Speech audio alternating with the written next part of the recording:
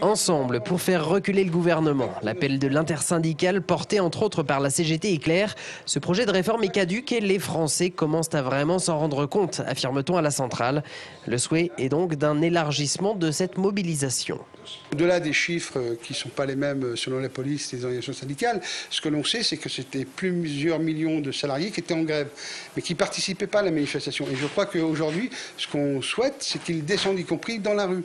2 heures, 3 heures, c'est nécessaire justement pour montrer au gouvernement rendre visibles les manifestants et que le gouvernement recule sur son projet. Et en question à l'intersyndicale, la possibilité d'une grève reconductible à décider dès demain.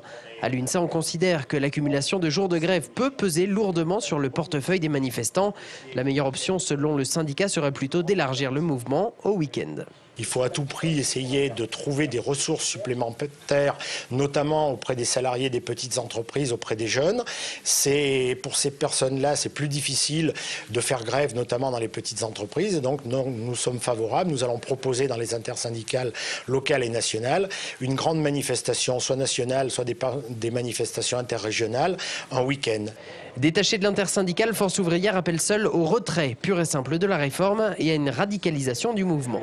Nous proposons depuis des mois à l'ensemble des organisations syndicales d'appeler ne serait-ce qu'à une journée de grève générale interprofessionnelle. Pour l'instant, cette demande est restée sans réponse. Nous la renouvelons, la demande. Et puis il y a fort à parier que c'est non seulement une demande de Force ouvrière, c'est une exigence des travailleurs. Des travailleurs du public et du privé qui seront donc mêlés dès demain, 10 h, place du 1er mai, direction la préfecture de Clermont.